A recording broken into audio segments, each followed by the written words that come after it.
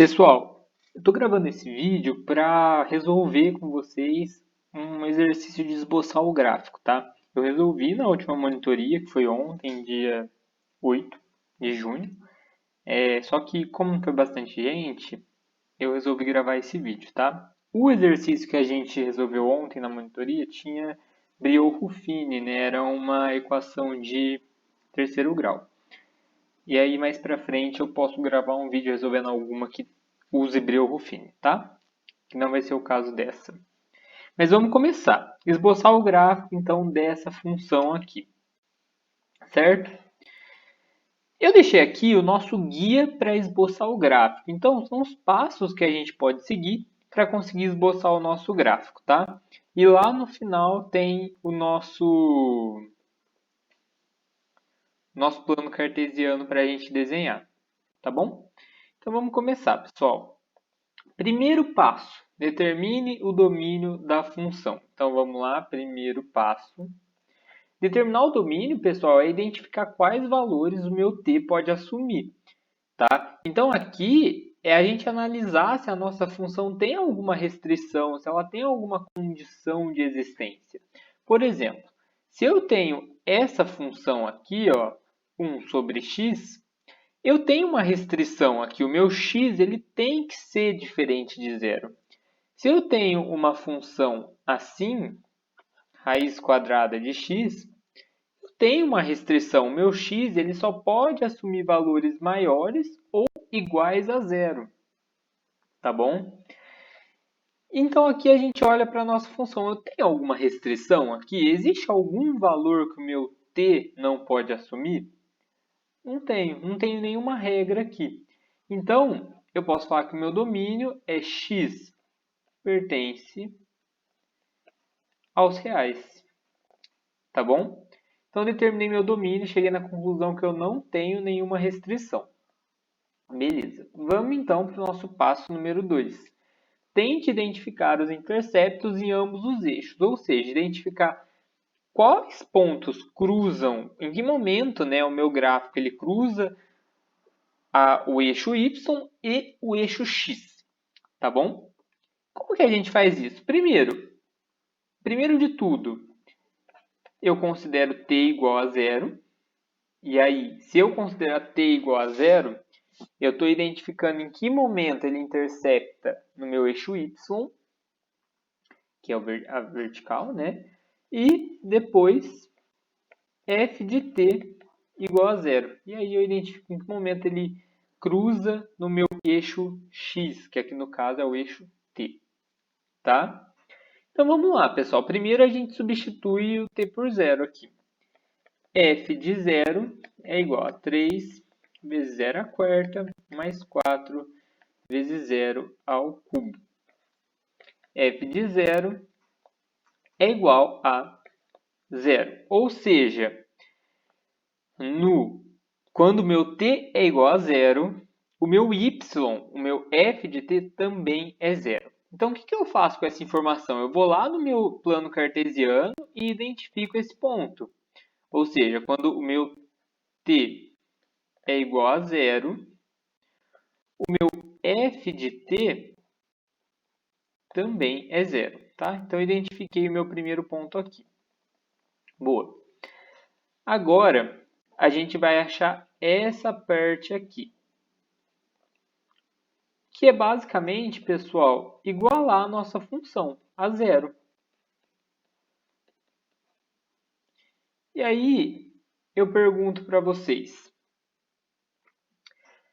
em quais momentos o meu, para quais t's isso aqui tudo dá zero? Aí vocês vão olhar e falar para mim assim, Matheus, se eu pôr zero aí vai dar zero, beleza. Só que não é só o zero, tá? Como que a gente resolve isso aqui? Vamos tentar colocar em evidência, pessoal, o que repete nos dois termos? O t ao cubo. Por que o t ao cubo repete nos dois termos? Eu vou escrever aqui no canto, pessoal, só para vocês entenderem de onde saiu. Eu estou reescrevendo a minha função. 3 vezes t à quarta, o t multiplicado ali 4 vezes, mais 4 vezes o t ao cubo, que é o meu t multiplicado ali 3 vezes, igual a zero. Percebam, pessoal, que o meu t ele repete 3 vezes nos dois. Então, eu posso tirar e colocar para fora. Colocando para fora, o que me sobra? Se eu riscar isso aqui, o que me sobra? Deixa eu só riscar melhorzinho para vocês. Me sobra 3t mais 4, igual a zero. Tá? E aí, pessoal, a primeira resposta a gente tem é que aqui, uma das respostas que eu tenho é t igual a zero. Né? Primeiro ponto que eu identifiquei. Segundo, se isso aqui que está dentro do parênteses der zero, eu também correspondo aqui à minha equação. Então, eu vou resolver separado. 3t mais 4 igual a zero. Porque se isso aqui der zero, então a minha equação também dá zero. E aí eu tenho uma equação normal. Passo 4 para lá, fica menos 4 dividido por 3. É a minha segunda resposta. Tá certo, pessoal? E aí eu vou identificar esses pontos lá no meu gráfico. Aqui eu achei o t. Então, nesses pontos, o meu f de t dá zero. Então, ó, meu f de t é zero, quando o meu t também é zero, ponto que eu já encontrei ali. E o meu f de t é zero, quando o meu t é menos 4 terços. Menos 4 terços, pessoal, é mais ou menos... Não está muito bem feito, mas é mais ou menos aqui, ó. Não, perdão. É mais para frente ali. Um segundo, pessoal. Aqui, ó. É mais ou menos aqui, pessoal, o nosso segundo ponto. Beleza, identifiquei então já 2 pontos do meu gráfico. Boa. Vamos então agora para a nossa próxima etapa. 3. Vamos fazer um ok aqui, né? Verifique o comportamento de f para grandes valores de x, ou seja, limite no infinito. Então, eu quero saber, pessoal, o que acontece com a minha função quando o meu t tende a infinito. E aí, a gente pode dividir aqui para um limite para infinito positivo, né? E depois para limite para o infinito negativo, né? Com números muito pequenos, quando meu t tende a números cada vez menores. Então, f de t. Beleza, pessoal, o que acontece aqui na minha função? Vamos pensar no que acontece na minha função. Eu tenho uma soma aqui, certo? Se eu colocar um número muito grande no lugar do t, meu f de t, a minha função, vai dar um número muito grande. Se eu colocar 1000, vai dar um número enorme. Se eu colocar 10.000, vai dar um número maior ainda. Tá? Ou seja, eu posso falar que a minha função tende a mais infinito. Ela tende a infinito aí, infinito para cima, né? Ótima expressão. Beleza. E agora o meu t tendendo a menos infinito, ou seja, números cada vez menores, negativos. Se eu colocar um número menos 1000, eu vou ter uma coisa acontecendo aqui que é muito importante a gente prestar atenção. Qual que é o nosso maior expoente? É o 4. E o 4 é um expoente par. Ou seja, se eu colocar um número 1000 negativo, por exemplo, menos 1000, eu vou ter uma resposta nesse pedaço positiva. Embora, pessoal, aqui dê uma resposta negativa, esse 4t ao cubo, ele mesmo assim ainda é menor. Ou seja, esse pedaço que eu vou pintar de roxo, ele pesa muito mais na minha equação, na minha função, perdão. Ou seja, ele é que manda no sinal.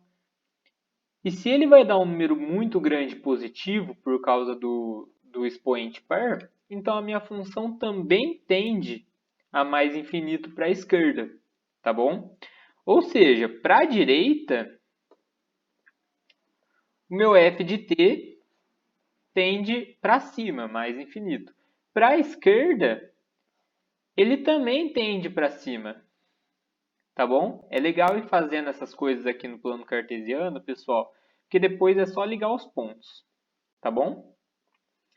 Próxima etapa. Vamos dar um OK aqui. Verifique se há assíntotas verticais. Pessoal, para existir uma assíntota vertical, eu preciso ter algum problema acontecendo na minha função, né? Se eu tenho uma função assim, significa que o meu x ele nunca vai assumir o zero. O x tem que ser diferente de zero. Ou seja, o que acontece à esquerda e à direita de zero? Tá? A assíntota vertical é quando a gente tem não sei uma palavra que define bem isso aqui, mas é como se fosse um limite, assim, não é bem essa palavra. Mas que é um lugar ali no gráfico que o meu gráfico nunca vai chegar. Ele vai encostar, chegar muito perto, mas nunca vai atingir esse valor. E eu tenho alguma restrição na minha função? Não tenho nenhuma restrição. Foi o que a gente falou aqui no passo 1. Portanto, eu não tenho assíntotas verticais. Tá certo? Não tenho aí assíntotas verticais. Passo número 5.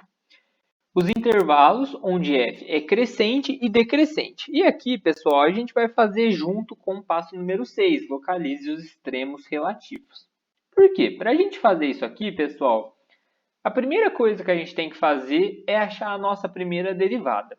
Porque para mim identificar se é crescente ou decrescente em algum lugar da função, eu preciso identificar a minha primeira derivada. Então, a gente vai derivar a nossa função. F' de t vai ser 3 vezes 4t ao cubo mais 4 vezes 3t ao quadrado. Deixa eu mudar de cor. F' de t vai ser igual a 12t ao cubo mais 12t ao quadrado. Fechou? Boa. Aí agora, pessoal, é o seguinte, achei minha segunda derivada, minha primeira derivada. Para mim identificar onde os pontos são crescentes e decrescentes e, consequentemente, os extremos relativos, a gente poderia ir chutando vários valores para tentar chegar em algum lugar. Mas não tem para que a gente fazer isso, né? O ponto crítico. A palavra-chave é ponto crítico. Para que serve o ponto crítico? O que é o ponto crítico numa função? É um ponto em que está acontecendo alguma coisa. A minha função ela pode estar mudando de crescente para decrescente no ponto crítico, ou pode não estar acontecendo nada. A minha função pode estar fazendo isso aqui, ó. Tá? Então, mesmo assim, o ponto crítico ele ainda é um ponto que indica alguma coisa. Tá? Então, a gente vai achar, pessoal, os nossos pontos críticos. E para achar o nosso ponto crítico é quando a nossa primeira derivada é zero. Tá? E aí, vou igualar aqui a zero, mais 12t ao quadrado. Fechou? E aí, pessoal, a gente vai resolver da mesma forma que a gente resolveu o outro. A gente vai colocar isso aqui em evidência. 12, travou, t ao quadrado. O que sobra aqui dentro? Me sobra o t mais 1, igual a zero.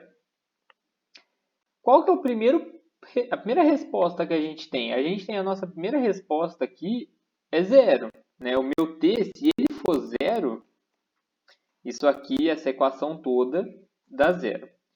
E a segunda, se esse trecho azul for zero, minha função também dá zero. Então, eu vou trazer ele para fora. T mais 1 é igual a zero. T tem que ser igual a menos 1. Se o meu t for menos 1, a minha função também dá zero. Tá certo? Beleza, achei meus dois pontos críticos da minha função. Então, o que eu vou fazer agora? Eu vou colocar uma reta e vou colocar esses dois pontos. Menos 1 e 0. E aí eu vou analisar o que acontece à direita e à esquerda desses pontos. Tá? Então eu vou pegar a minha primeira derivada e vou substituir alguns valores. Vou pegar minha calculadora aqui. Vamos colocar menos 2. O que acontece à esquerda de menos 2, de menos 1? 12 elevado a 2 negativo, elevado ao cubo, né?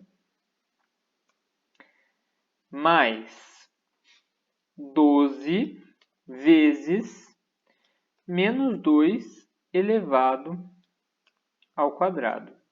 Isso aqui, pessoal, dá menos 48, ou seja, negativo. Significa que à esquerda de menos 1, meu gráfico está caindo, decrescendo. Agora, entre menos 1 e 0, vou colocar meio negativo. Meio negativo elevado ao cubo, vezes 12, mais meio negativo elevado ao quadrado, vezes 12, que dá 1,5, ou seja, um número positivo. Significa que entre menos 1 e 0, a minha função está crescendo, certo? E depois de 0, vamos colocar o 1. Vai ficar 12 mais 12, que é 24, positivo. Ou seja, eu tenho aqui um gráfico que continua crescendo a partir de 0. Beleza, vamos interpretar isso aqui, pessoal. Aqui eu tenho um gráfico que está caindo e aí ele sobe. Ou seja, eu tenho um extremo, que aqui no caso a gente vai chamar por enquanto de extremo relativo, tá? Beleza. E aqui, entre 0, o meu gráfico está crescendo e ele continua crescendo. Ou seja, aqui eu tenho um soluço, né? Uma estrutura parecida com essa daqui. Fechou? Vamos identificar esses pontos no gráfico, pessoal? Para identificar esses pontos no gráfico, eu tenho o valor de t. Então, eu preciso achar o que corresponde com o meu f de t, porque eu tenho que achar um ponto, eu tenho que achar um x, y. Tá bom? Eu sei que se o meu t é 0, eu já sei o que acontece. Se o meu t é 0, meu f de t é 0. Ou seja, significa que aqui, nesse ponto, que já é a terceira vez que a gente está pintando ele, eu tenho um soluço. E quando o meu t é menos 1, eu tenho um extremo relativo. E aí, a única coisa que eu preciso entender é qual ponto se refere. Então, eu venho aqui na minha fórmula original e substituo por menos 1. 3 menos 1 à quarta, mais 4 vezes menos 1 ao cubo. F menos 1, isso aqui dá quanto, pessoal? Vamos ver. 3 menos 4. Por que menos 4? Pessoal, menos 1 ao cubo é menos 1, vezes 4, menos 4, que dá menos 1. Ou seja, o meu ponto aqui é menos 1, menos 1. Achei mais um ponto no nosso gráfico. Tá bom? Beleza. Achamos aqui, então, onde ela é crescente e decrescente, ou seja, significa que aqui ela está caindo e aqui ela começa a subir. Aqui ela está subindo e continua subindo. Vamos só tentar... Ai, mostrei a resposta sem querer para vocês, pessoal. Vamos só tentar deixar mais bonito aqui para vocês conseguirem enxergar bem. Beleza. Desenhei mais ou menos o que está acontecendo aqui com a nossa função. Vamos para o final. Determine a concavidade. E a 7 e a 8, pessoal, eu vou fazer junto com você, junto de novo. Que nem a gente fez assim que a 6. Então vamos lá, determine a concavidade. Para achar a concavidade, eu preciso da minha segunda derivada. Certo? Qual que vai ser a segunda derivada? Vamos só escrever a primeira derivada aqui de novo. 12t ao cubo mais 12t ao quadrado. f de t é igual a 12t ao cubo mais 12t ao quadrado. Linha, né? Segunda derivada. 12 vezes 3 vezes t ao quadrado mais 12 vezes 2 vezes t. f, linha de t, dá 36t ao quadrado mais 24t. E aqui, pessoal, também vou colocar em evidência. Ah, Matheus, mas dá para fazer Bhaskara. Isso, pessoal, dá para fazer Bhaskara. Só que, se eu for fazer Bhaskara, vou ensinar uma dica para vocês. Sempre que vocês tiverem uma função, uma equação, que todos os termos têm letra, sempre coloquem alguma coisa em evidência. É a melhor coisa que vocês fazem, pessoal. Isso ajuda bastante a fazer a conta, tá? Facilita, né? Então, vamos lá. Vamos colocar o t e o 12. A gente vai pôr 12t em evidência. Vai me sobrar aqui 3t mais 2. Certo? Boa. Agora, pessoal, achamos a nossa segunda derivada. A concavidade, para a gente não ficar chutando valores para identificar a concavidade, vamos achar os nossos pontos de inflexão. Porque é nos nossos pontos de inflexão que a gente pode ter mudança na nossa concavidade. Né? Então, vamos achar o nosso ponto de inflexão. O nosso ponto de inflexão ele acontece quando a nossa segunda derivada é zero. Então, vamos igualar a zero. Zero é igual a 12t, 3t mais 2. Bom, primeira coisa que a gente consegue identificar, que se o meu t for zero, eu vou ter concavidade, eu vou ter meu f' de t igual a zero. Fechou? Então, a gente já tem um ponto aqui, t1. E agora, se esse trecho for zero, eu também vou ter minha segunda derivada igual a zero. Então, eu vou trazer eles aqui para fora. 3t mais 2 igual a zero. Que valor que eu tenho que pôr no t para esse trecho ser zero? Menos 2 sobre 3. Ou seja, meu t2 é igual a menos 2 sobre 3. Fechou? Ou seja, são nesses pontos que a gente tem um ponto de inflexão. E agora a gente estuda o que acontece à direita e à esquerda desses pontos.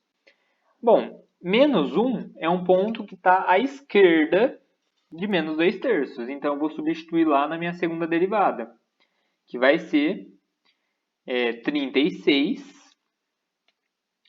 menos 24, que dá 12. Dá um número, pessoal, positivo. Ou seja, aqui eu tenho uma concavidade para cima. Entre menos 2 terços e 1, eu tenho, pessoal, o menos meio. Então, menos meio elevado ao quadrado vezes 36 mais 24 vezes menos meio, que dá menos 12. A soma disso dá menos 3. Ou seja, entre menos 2 terços e 0, eu tenho negativo, uma concavidade para baixo. E a partir de 0, eu posso colocar 1. Vai dar 36 mais 24, que dá 60, que é um número positivo. Ou seja, aqui eu tenho para uma concavidade para cima. Fechou? Beleza. Agora, para a gente identificar esses pontos lá no gráfico, a gente precisa do par deles, que é o nosso y. Né? Um ponto ele é sempre formado por x e y. No caso, eu já tenho o meu x. Então, eu pego esses pontos, pessoal, e substituo lá na minha função original. Eu sei que aqui no meu zero, se eu colocar como zero, meu y também dá zero. E eu já desenhei esse ponto no meu gráfico. Vou pintar ele de novo aqui para vocês. Pintar de azul escuro.